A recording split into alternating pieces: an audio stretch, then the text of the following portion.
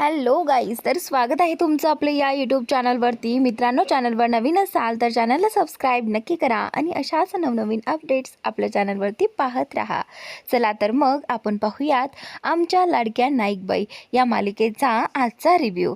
तर मित्रांनो, नाईकबाई ज्या आहेत त्या मुलांना शिकवत असतात. तर आता मुलं नाईकबाईकडे लक्ष देऊन अभ्यासही करत असतात. त्यावेळी नाईकबाई विद्या विनये शोभते या लाईनचा अर्थ मुलांना शिकवत असतात. त्याचनंतर आता इकडे या नानीने खूप जास्त खाल्ल्यामुळे आता त्यांना खूप त्रास होऊ लागतो.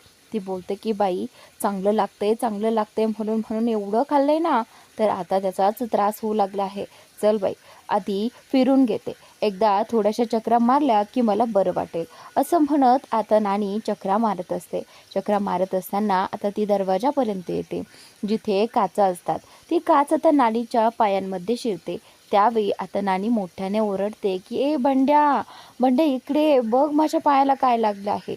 त्यावेळी आता बंड्या तिथे जातो. बंड्या म्हणजेच हेमंत तिथे जातो आणि त्यावेळी आता पाहू लागतो की त्यावेळी नानीने आता हेमंतला सांगितलं आहे की बघ, तुझ्या बायकोने कसं काम केलं आहे ते बघ, माझ्या पायाला किती लागलं आहे, कशी बेंधळी आहे तुझी बायको. तर त्यावेळी आता इथे बंड्या बोलतो की हे बघ नानी, तू शांत हो, तू स्वतःला त्रास करून घेऊ नको, मी बघतो तिच्याकडे. पण आधी एक काम करूयात, ती पायात जी काही काच आहे ना ती काढू आणि तू आराम कर रूममध्ये जाऊन. त्यावेळी आता हा हेमंत जो आहे तो शारदाला आवाज येतो, मोठमोठ्याने ओरडू लागतो. तेवढ्यातच तिथे शारदा येते. शारदा आल्यानंतर ती पाहू लागते की नानींना खूप लागलं आहे आणि आता ती काळजी करत असते की बापरे, केवढं रक्त आलंय. नानी जी आहे ती बोलते की तू सून आहे की एखादी तळभद्री आहे. लोकांच्या घरामध्ये सून लक्ष्मी म्हणून येते, पण माझ्या घरामध्ये तसं काही झालंच नाही. तर आता नानी रागाच्या भरात खूप काही बोलू लागते. पण तरीही आता इथे नानी म्हणते की हे सगळं तू मुद्दाम केलंस ना मला त्रास देण्यासाठी. तर आता इथे शारदा जी आहे ती म्हणते की नाही नानी, मी नाही केलं हे सगळं, खरं तर मला माहिती नाही ते कसं काय फुटलं वगैरे, असं आता इथे शारदा म्हणत असते. शारदा आता नानीला हळूहळू रूममध्ये घेऊन येते आणि रूममध्ये घेऊन आल्यानंतर आता इथे त्यांच्या पायाला औषध वगैरे लावून देते आणि ते रक्त वगैरे साफ करते. तर त्यावेळी आता नानी बोलते की आता हे सगळं उभं राहूनच करणार आहेस का, अगं आधी खाली तर बस. त्यावेळी शारदा म्हणते की नानी, मी ना खाली बसू शकत नाही, कारण यांनी मला उभं राहण्यासाठी शिक्षा दिली आहे. मला आज दिवसभर यांनी उभं राहण्याची शिक्षा दिली आहे. तर आता नानी बोलते की ती शिक्षा गेली खड्ड्यात, आधी बस आणि व्यवस्थित करून दे मला ते. त्यावेळी आता इकडे मृणालला दिसलं आहे की आजींच्या पायामध्ये काच शिरली आहे. तर त्यावेळी आता मृणाल जयंतीला आवाज देते, कारण हे सगळं फक्त जयंतीमुळं झालेलं असतं आणि आता हे सगळं तिच्या आईवरती आलं आहे म्हटल्यानंतर मृणाल काय शांत बसणारातली नव्हती. तर मृणालने जयंतीला आवाज दिला. जयंती बोलते की काय झाले, माझ्या नावाने का ओरडते आहेस. त्यावेळी आता इथे मृणाल म्हणते की जयंती, तुझ्याकडनं ते खाली पडलं, ती चिमणी खाली पडली आणि त्याच्या काचा सगळीकडे पांगल्या, पण तरीसुद्धा तू त्या काचा उचलून ठेवल्या नाही. हे बघ, आत्ता नानींच्या पायामध्ये काच शिरली आहे, आत्ताच्या आत्ता त्या काचा उचलून घे. तर त्यावेळी आता जयंती बोलते की नो वे, मी ते केलंच नाही आणि माझ्याकडनं ते तुटलंच नाही आणि मी त्या काचा साफ करणार नाही. त्यावेळी आता इथे मृणाल बोलते की हो, खरंच तू ते केलं नाही आहे. तर त्यावेळी आता जयंती बोलते की हो, मी खरंच ते केलं नाही आहे. त्यावेळी आता इथे ही जी मृणाल आहे ना, ती लगेचच तिला व्हिडिओ दाखवते, जो व्हिडिओ ब्लॉग ती करत होती. त्या ब्लॉगमध्येच ते पडलेलं असताना तिला दिसलेलं आहे. त्यावेळी आता हे पाहताच इथे जयंतीची तू मेमे होते. ती बोलते की म्हणजे तू माझा व्हिडिओ काढलास. त्यावेळी आता इथे ही मृणाल जी आहे ती बोलते की हो, कारण मला माहीत आहे तू ते एक्सेप्ट केलंच नसतं. त्यावेळी आता इथे ही जी मृणाल आहे ती बोलते की आता एक काम करायचं, ती सुपली घ्यायची आणि त्या सगळ्या काचा साफ करायच्या, कारण तुला माहिती आहे आपल्याकडे ट्युशनसाठी लहान लहान मुलं येतात. जर त्यांच्या पायात जर ही काच शिरली तर त्यांना किती त्रास होईल. त्यामुळे मी आत्ता सांगते, कुणाच्या पायात शिरण्याआधीच त्या सगळ्या काचा साफ करायच्या, असं म्हणत आता इथे मृणालने तिच्या हातामध्ये झाडू आणि ती सुपली वगैरे दिलेलं असतं. तर आता जयंतीला त्या व्हिडिओमुळे ते काम करावंच लागतं. इकडे आता ही जी काही नाणी आहे ती आता कॉटवरती बसलेली असतानासुद्धा गप्प बसत नाही आहे. ती बोलते की हे सगळं फक्त तुझ्यामुळे मला भोगावं लागत आहे. आता बघ किती त्रास होत आहे ते. तर आता इथे शारदा बोलते की नानी थोडा वेळ, आता थोडा वेळ तर त्रास होणारच आहे. त्यावेळी आता नानी म्हणते की कधी तुझं घरात लक्ष नसतं, केर कचरा कधी काढायचा व्यवस्थित टाकायचा असं तुला कधी जमतच नाही आहे. कधीही काहीतरी होतच राहतं. तर आता नीटनेटकं काम करायला शिक शारदे. आता किती वर्ष झाले आहेत तुझ्या संसाराला, पण तुला नीटनेटकं कामसुद्धा करता येत नाही, साधा नीट झाडूही मारता येत नाही. त्यावेळी आता इथे हा जो मुलगा आहे छोटा, तो उठला आहे आणि तो त्या नानींना म्हणतो आहे, हे पहा आमच्या नाईकबाईंना सगळं काही जमतं आणि त्यांच्यावर असं ओरडू नका, त्यांना कुठलंही काम येतं. त्यावेळी आता ही नानी जी आहे ती बोलते की बघ एवढा मुलगा आणि मला माघारी बोलतोय. त्यावेळी आता शारदा जी आहे ती बोलते की बाळा तू खाली बस आणि असं पुन्हा कधी मध्ये बोलायचं नसतं हां, असं म्हणत ती मुलाला खाली बसवते. इकडे आता मृणालने जयंतीच्या हातात झाडू आणि सुपली दिलेली असते आणि तिला ते साफ करून घ्यायला सांगितलेलं असतं. त्यावेळी जयंती आता ते साफ करत असते. साफ करत असताना इकडे आता मृणाल तिला सांगू लागते की आता हे जे काही काचा आहेत ना ते एका पेपरमध्ये टाक आणि मग ते कचरा कुंडीत टाक. तर आता जयंती बोलते की ठीक आहे मॅम असं म्हणत आता ती टाकायला जाते.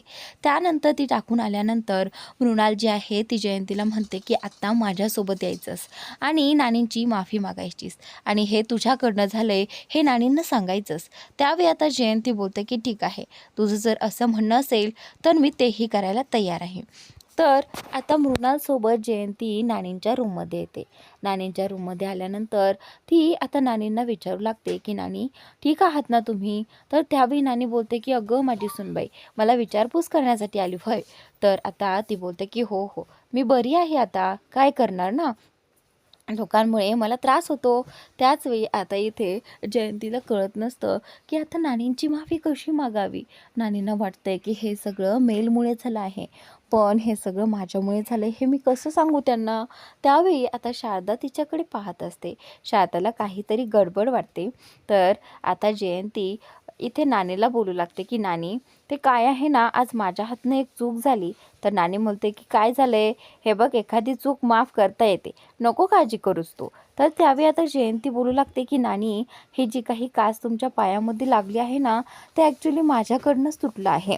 ते काय आहे ना, ब्लॉक करता करता माझा धक्का लागला आणि ते खाली पडलं आणि मी काचा उचलल्या होत्या तरी देखील त्यातली एक छोटीशी काच तिथे राहिलीच आणि ती तुमच्या पायामध्ये शिरली.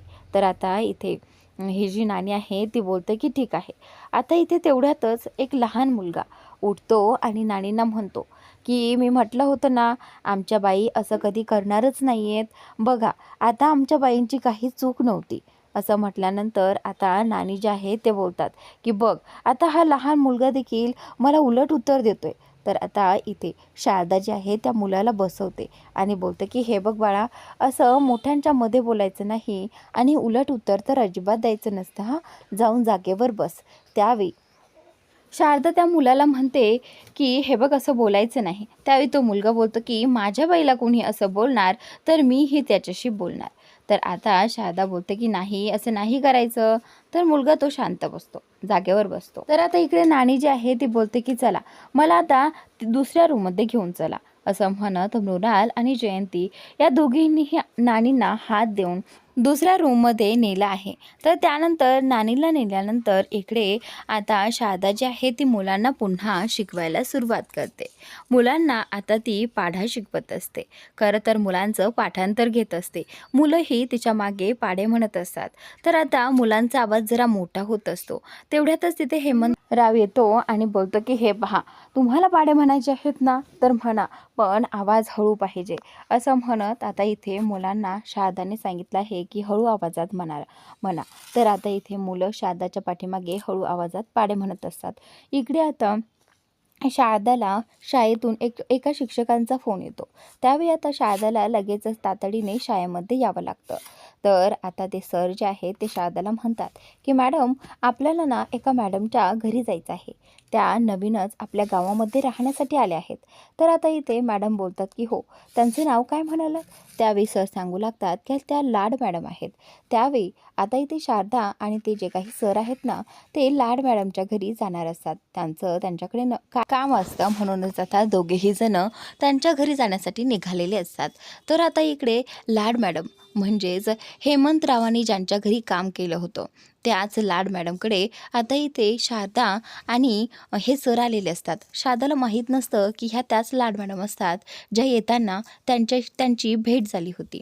शारदा सायकलवरून जात असताना त्यांच्या गाडीचं पाणी शारदाच्या अंगावर पडलं होतं. इकडे आता शारदा आणि ते सर तिथे पोहोचतात. त्यावेळी आता मॅडम पाहते आहे की ही शारदा इथे इथे कशासाठी? आता असं पाहिल्यानंतर इथे आता लाड मॅडम जे आहे ते बोलतात की या ना, या बसा. त्यावेळी आता शारदा जी आहे ती बोलू लागते की अरे, यांना तर मी ओळखते. तर आता ते शिक्षक जे आहेत ते बोलतात की तुमची आधी भेट झाली आहे का? त्यावेळी शारदा म्हणते की हो, आमची ना येतानाच भेट झाली होती. तर आता इथे लाड मॅडम जे आहेत त्या बोलू लागतात की या बसा ना. खरं तर पाहुण्यांना असं उभं ठेवण्याची आमची हे नाही आहे, तुम्ही बसा, दोघांनीही बसा, जा. असं म्हणत आता ती तिच्या त्या असिस्टंटला सांगते की जा त्यांच्यासाठी चहा पण आहे. लाड मॅडम ज्या आहेत त्या आता त्यांना बसायला सांगतात. तर आता इथे शारदा आणि ते शिक्षक दोघेही जण तिथे बसतात. त्यावेळी लाड मॅडम म्हणतात की मग कसं काय काम काढलं माझ्याकडे येण्याचं? त्यावेळी आता ते शिक्षक बोलू लागतात, ते काय आहे ना मॅडम, मी आज तुम्हालाच इथे आज पहिल्यांदाच पाहिलं आहे. तर आता इथे मॅडम बोलतात की अहो, आम्ही आज पहिल्यांदाच या गावामध्ये आलो आहोत. मग तुम्ही आम्हाला पहिल्यांदाच पाहताल ना. बरं सांगा काय काम काढलं? त्यावेळी आता इथे शारदा मॅडमला सांगू लागते की मॅडम काय आहे ना, दरवेळी आम्ही 15 ऑगस्टसाठी आमच्या शाळेमध्ये पाहुण्याला आमंत्रित करतो आणि यावेळी आम्हाला प्रमुख पाहुणे म्हणून तुम्ही आमच्या शाळेमध्ये यावंसं असं वाटतं. तर त्यावेळी आता इथे लाड मॅडम ज्या आहेत त्या बोलू लागतात, अगं बाई, म्हणजे आता आम्हाला एवढा मोठा मान मिळणार? त्यावेळी आता इथे शारदा जी आहे ते बोलते की हो, नक्कीच तुम्ही याल ना आमच्या शाळेमध्ये? त्यावेळी आता शारदा बोलते की ते काय आहे ना, आम्ही असं अचानक आलोत म्हणून जरा असं वाटतं. त्यावेळी आता इथे लाड मॅडम ज्या आहेत त्या बोलतात की हे पहा, तुम्ही काळजीच करू नका, आम्हाला जर एवढा छान मान मिळत असेल तर आम्ही नक्कीच येऊ. असं म्हणत आता इथे लाड मॅडमने त्यासाठी होकार दिलेला आहे. तर त्याचनंतर तर शारदा आणि ते जे काही सर आहेत ना, ते बोलतात की ठीक आहे, तुम्ही उद्या वेळेत या. असं म्हणत आता ते दोघेही जण त्यांचा निरोप घेतात आणि तिथून निघून जातात. त्यावेळी आता ही लाड मॅडम जी आहे ती म्हणू लागते की आत्तापर्यंत या गावामध्ये तू आदर्श शिक्षिका म्हणून मिरवत होती ना, तर आता इथून पुढे तोच मान तोच सन्मान या लाडबाईला असेल. तर आता इकडे इकडे आता हा समीर जो आहे तो त्याच्या गर्लफ्रेंडशी खानाखुणा करून बोलत असतो. त्यावेळी आता इथे समीरला असं वाटतं की त्याला कुणीच पाहत नाही खरं तर. पण आता तो फोनवरती बोलत असतानाच इथे त्याची जी बायको आहे ती आलेली असते आणि तेवढ्यातच तो सावरतो. तो बोलतो की अरे तू इथे, जयंती तू इथे काय करतेस? मला सांग, तुझा व्लॉग वगैरे झाला आहे का? त्यावेळी जयंती जी आहे ती बोलते की हो, माझा व्लॉग मला करायचा आहे. ते काय आहे ना, माझा व्लॉग झाला नाही आहे अजून, पण करायचा आहे. तेवढ्यातच तो बोलतो की मग अगं उशीर का केला आहे? हे बघ तुला उशीर होईल आणि रोज व्लॉग करायचा हां, असं म्हणत आता तो तिला व्लॉग बनवण्यासाठी पाठवतो. तर जयंती लगेचच मोबाईल हातात घेते आणि तिचा व्लॉग बनवायला सुरुवात करते. तर आता ती तिच्या नवऱ्याबद्दल आणि तिच्याबद्दल व्लॉगमध्ये सांगत असते. खरं तर तिला व्लॉग बनवायला खूपच आवडत असतात आणि आता हा जो समीर आहे ना, तो तिला उल्लू बनवत असतो. ती गेल्यानंतर इकडे समीरने लगेचच त्याच्या गर्लफ्रेंडशी बोलायला सुरुवात केली. इकडे आता ती देखील समीरला पाहत असते आणि समीरला फ्लाइंग किस देत असते. आणि जेव्हा समीर तिला फ्लाइंग किस देतो त्यावेळी जयंती पाठीमागून आलेली असते आणि जयंतीने त्याला फ्लाइंग किस देताना पाहिलेलं आहे आणि पकडलेलं आहे. त्यावेळी जयंती इथे समीरला बोलते की समीर, तू कोणत्या मुलीला फ्लाइंग किस देत होता? हे बघ, तू चीटर आहेस, तू चीटिंग करतोयस, माझ्याशी चीटिंग केली आहेस. हे बघ, मी आता तुला कधीही माफ करणार नाही. असं म्हणत जयंती रडू लागते. इकडे आता शारदा जी आहे ती अजूनही मुलांचा क्लास सुरूच असतो आणि आता इकडे हेमंतराव मुलांना म्हणत असतात की हे पहा, तुम्हाला पाढे म्हणायचे आहेत ना, तर तुम्ही हळू आवाजात म्हणा, अजिबात आवाज करू नका जास्तीचा. तर आता शारदा बोलते की ठीक आहे, सगळ्यांनी हळू आवाजात म्हणा. तर आता हेमंतराव तिथेच कॉटवरती झोपलेले आहेत आणि त्यानंतर इकडे जयंती ओरडू लागते, मेल तू कुठे आहेस, मेल तू कुठे आहेस, असं म्हणत ती ओरडत असते. आणि आता इकडे समी जो आहे तो तिच्या पाठीमागे येत असतो आणि तो तिला म्हणत असतो की जयंती ऐक ना, अगं मी असं काहीच केलेलं नाही आहे, तू आरडाओरड बंद कर. त्यावेळी आता ही जी काही जयंती आहे ती येते आणि इकडे तिच्या सासूच्या गळ्यात पडून रडू लागते. त्यावेळी शारदा तिला विचारते की जयंती काय झालं आहे, तू अशी रडतेस का? त्यावेळी जयंती तिला बोलू लागते की हे पहा सासूबाई, तुमच्या मुलाने मला फसवलं आहे, तो मला चीट करतो आहे, तो एका मुलीला फ्लाइंग किस देत होता आणि मी त्याला पकडलं आहे. तर त्यावेळी आता इथे जयंतीने हे सगळं सांगितल्यानंतर शारदाला तर आश्चर्यच वाटतं. शारदा तिला बोलते की हे बघ जयंती, तू अगोदर शांत हो आणि मी त्याला समजावते ना, तू काळजी करू नकोस. त्यावेळी आता इथे समीर जो आहे तो बोलतो की आई हे बघ, मी काहीही केलेलं नाही आहे, मी शेंगदाणे खात होतो आणि ती टरकलं जे आहे ते फुंकत होतो आणि हिला वाटलं की मी कुणाला तरी फ्लाइंग किस देतोय. त्यावेळी आता इथे ती बोलते की नाही, मी पाहिलं आहे, याने फ्लाइंग किसच दिली. तर आता इथे ती समीरवर ओरडू लागते. ती बोलते की समीर, तू असं वागलास, तुला जराही लाज वाटत नाही? हे बघ, मी हे अजिबात खपून घेणार नाही हां. समीर जो आहे तो बोलतो की हे बघ आई, मी तुझा मुलगा नाही आहे का? तुला मला समजूनच घ्यायचं नाही आहे का? हे बघ, मी असं का करेल? त्यावेळी आता इथे समीर रागाने तिथून निघून जातो आणि इकडे शारदा जयंतीला समजावत असते. इकडे आता रजनी आणि नानी दोघेही जणी गप्पा मारत असतात आणि गप्पा मारत असतानाच तिथे समीर गेलेला आहे. समीर आजीकडे जातो आणि बोलतो की नानी, नानी बघ ना, आई माझ्यावरती विश्वासच ठेवत नाही आहे. तर आता नानी त्याला विचारू लागते की काय झालं आहे माझ्या बाळाला आणि का असा चिडला आहे? त्यावेळी आता इथे समीर म्हणतो की हे बघ नानी, मी काहीच केलं नाही आहे, पण जयंती मला म्हणते की तू समोरच्या मुलीला फ्लाइंग किस दिली आहे, पण मी तर असं काहीच केलेलं नाही आहे. तर त्यावेळी आता आई तिच्यावरती विश्वास ठेवते आणि आई मला जाब विचारते आहे की तू हे का केलंस, पण मी असं काहीही केलेलं नाही आहे नानी, तुझा माझ्यावरती विश्वास आहे ना? त्यावेळी नानी बोलते की हो गं, माझ्या बाळावरती पूर्ण विश्वास आहे. त्यानंतर आता तो बोलतो की नक्कीच आई मला ओरडायला येणारच आहे, मग तू तिला उत्तर द्यायचं. तर आता नानी बोलते की हो. तर तेवढ्यातच शारदा तिथे येते. शारदा समीरला बोलते की समीर, मला तुझ्याशी बोलायचं आहे, चल माझ्यासोबत. तर नानी बोलते की हे बघ, इथे कोणीही परकं नाही आहे, तू इथेही बोलू शकतेस. त्यावेळी आता शारदा जी आहे ती बोलते की नानी, तुम्हाला माहीत नाही, पण समीरने काय केले? जयंती रडत होती आणि समीरने एखाद्या मुलीला फ्लाइंग किस केले असं तिचं म्हणणं आहे आणि तिने तिच्या डोळ्यानं पाहिलं आहे. समीर, तू असं कसा करू शकतोस? हे बघ, मी काहीही खपून घेईन, पण तू जयंतीला असा धोका दिलेला मला चालणार नाही. तर आता इथे समीर हेच म्हणत असतो की आई, मी असं काहीही केलेलं नाही आहे, तू माझ्यावरती विश्वास ठेवण्याच्या ऐवजी तिच्यावरती विश्वास ठेवतेस. तर आता इथे आई जी आहे ती बोलते की हे बघ समीर, जयंती भोळी जरी असली तरीही ती अशी खोटारडी नाही आहे आणि मला तिच्यावर पूर्ण विश्वास आहे. तर समीर बोलतो की म्हणजे तुला सगळ्यांवर विश्वास आहे, फक्त माझ्यावर विश्वास नाही, बरोबर ना? तर आता इथे समीर बोलतो की मला सांग, मी तुझाच मुलगा आहे की मला कुठून उचलून आणलंयस? असं बोलून आता समीरने तिला खूप हर्ट केलं आहे. तर त्यावेळी आता इथे नानी जी आहे ती बोलते की काय गं, स्वतःच्या मुलावरती विश्वास ठेवता येत नाही आणि मग ही अशी भाषा करतेस? हे बघ, लहानपणापासून तो तुला आई म्हणत नव्हता, तो मला आई म्हणायचा आणि तुला काकू, पण मी त्याला शिकवलं आहे तुला आई म्हणायला.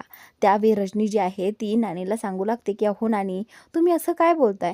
हे पहा, लहानपणापासून तिला कुठे वेळ होता मुलांसाठी, सतत काही ना काही तिच्याकडे कामे असायची, शाळा पाहायची आणि ऑर्डर्स कंप्लीट करायची. कुठे चकल्या बनव, कुठे हे बनव, चिवडा बनव, ह्यांची ऑर्डर कर, त्यांची ऑर्डर कर, या सगळ्यामध्ये तिला वेळच मिळत नव्हता. मग ती त्याच्या मुलांना कसं काय वेळ देऊ शकेल? इकडे आता नानींच्या बोलण्यामुळे इथे शारदाला खूप हर्ट झालेला आहे. शारदा तिथून निघून जाते आणि इकडे हा समीरला खूप आनंद होतो, कारण नानीने त्याला वाचवलं होतं. इकडे आता शारदा पुढे येते आणि हेमंतरावांना पाहते की जिथे क्लास सुरू असतो तिथे हेमंतरावांनी मुलांना त्यांचे पाय चेपायला सांगितलेले असतात. हे सगळं पाहून ना शारदाला खरंच खूप राग आलेला असतो, पण आता तिला काहीही म्हणता येत नाही. तर मुलांना ती पाय चेपण्यापासून थांबवते, पण हेमंतरावांना हे अजिबात आवडत नाही. तर त्यावेळी हेमंत बोलतो की चल आता मी तुला तुझी लायकी दाखवतो, असं म्हणत हात ओढून तिला घराबाहेर काढण्याचा तो प्रयत्न करतो. तर दुसऱ्या दिवशी पुढील भागात तुम्हाला असं काही पाहायला मिळणार आहे. तर लाडबाई आता इथे शाळेमध्ये आलेल्या आहेत आणि त्यांच्या हस्ते आता ध्वजारोहण होणार आहे, म्हणूनच आता इथे त्यांना बोलवलेलं असतं. तर लाडबाई जेव्हा ध्वजारोहण करणार असतात त्यावेळी त्यांना ते करताच येत नसतं. त्यांना झेंडा फडकवताच येत नाही. तेवढ्यातच नाईकबाईंचा हात लागतो. जसा नाईकबाईंचा हात लागला तसा आता इथे झेंडा फडकला जातो आणि सगळ्यांनी टाळ्यांचा वर्षाव केलाय. तर मित्रांनो, आजचा भाग जो आहे तो इथे संपलेला आहे. पुढील भाग खूपच इंटरेस्टिंग आहे, तुम्हाला नक्की आवडेल. तर नक्की पहा आणि आपल्या या चॅनलला सबस्क्राईब नक्की करा.